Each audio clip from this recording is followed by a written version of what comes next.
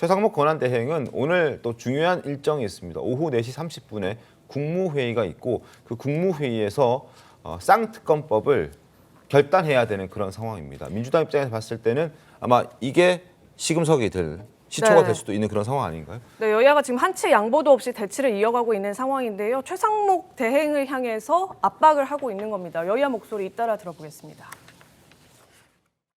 특검을 추천할 수 있는 권한을 야당이 독점한다라는 것이 위헌적이라는 거거든요. 아마도 그 권한대행이 그동안의 그 국정 기조와 개를 같이 한다라면은 거부권을 행사하지 않을까 싶고, 우리 당에서도 이 부분에 대해서 거부권 행사를 요청할 그런 의사 표명을 할 생각입니다. 국가 최고 권력기관과 관련된 사람들이 다 연루가 되어 있기 때문에 이것은 특검을 통해서만 수사가 진행될 수가 있는 거기 때문에 국정 회복 차원에서의 탄핵 심판과 내란 특검은 반드시 필요한 거고, 최상목 권한대행은 반드시 이것을 실행해야 된다고 보는 겁니다. 사실 제주 항공의 그 사고 이후로 정치권에서 지금 조금 숨고르기 하자 뭐 이런 분위기가 좀 있었는데 윤석열 대통령의 체포 영장이 발부가 되면서 민주당이 이제 다시 속도를 좀 내고 있는 듯한 모습입니다. 빠르게 체포해라라고 얘기를 함과 동시에 최상목 대통령 권한대행에게 빠르게 결정하고 경호처한테도 제대로 이야기하고 그리고 쌍특검도 빠르게 결정해달라, 이런 목소리가 갑자기 좀 커지는 듯한 그런 분위기입니다. 송구 본부장님.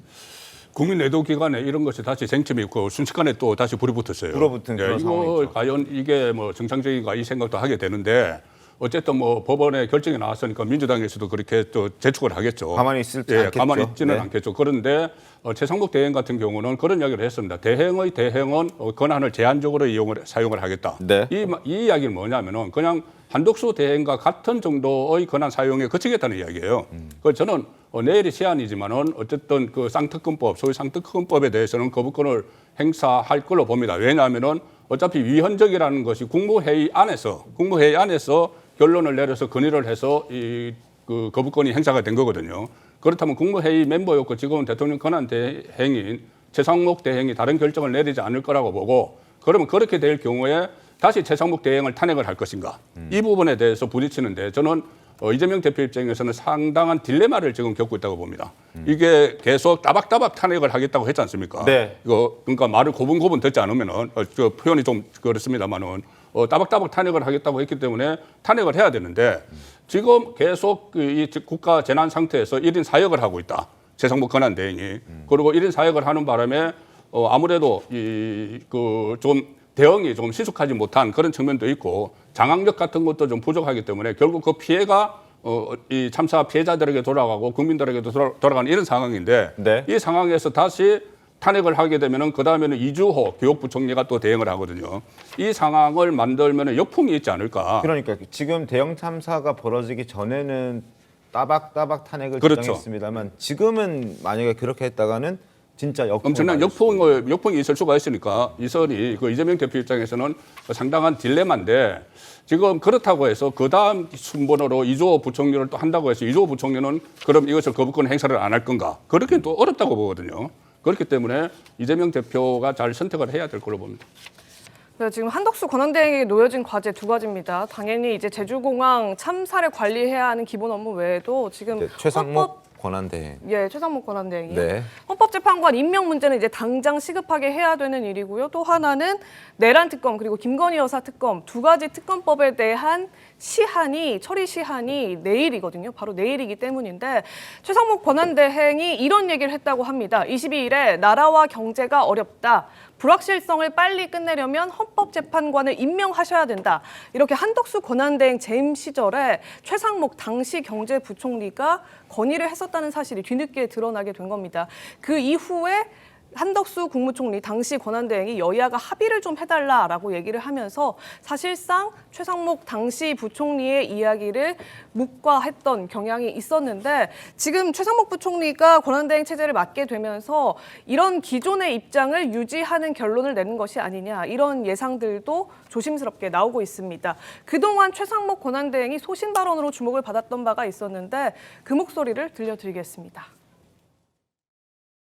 그날 밤 저는 계엄에 강하게 반대하면서 사퇴를 결심하였고 지금도 같은 생각입니다. 직에 연연하지 않고 어떤 상황에서도 우리 경제를 최대한 안정적으로 관리한다는 책임을 마무리하는 대로 직을 내려놓겠습니다. 헌전사상 초유의 국가 비상 상황입니다.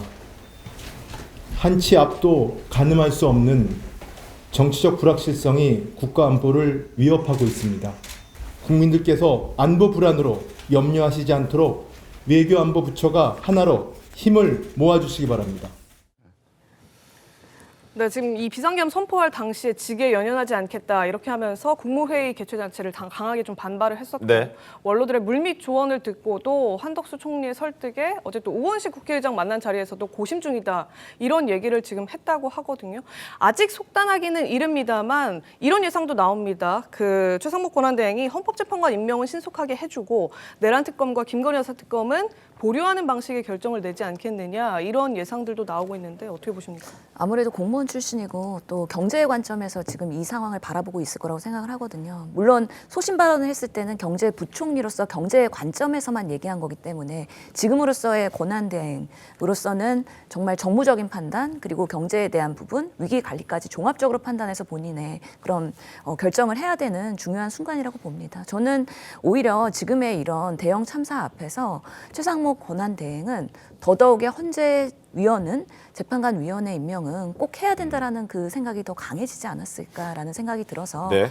위원회에 대한 임명 부분은 시간 문제라고 생각이 듭니다. 그래서 그런 부분에서의 합리성이 있는 우리의 권한대행이라고 저는 기대하고 있기 때문에 그 부분에 대한 부분이 이루어질 때까지 민주당이 쉽게 탄핵을 이야기하기는 어려운 상황이라고 저는 생각을 합니다. 알겠습니다. 1월 1일까지의 그런 국무회의에서의 이 쌍특검법에 대한 결정들이 있는데 물론 적극적으로 그런 부분에 있어서 수용을 하고 거부권을 행사하지 않는 게 저희로서는 적극적인 그런 권한대행의 역할이라고 생각을 하는데 그런 부분이 설사 이루어지지 않는다 하더라도 지금의 애도 기간과 위기의 순간에서는 우리가 합리적으로 조금 정쟁을 최소화하면서 그 다음 스텝을 따박따박 가야 되지 않을까 생각합니다.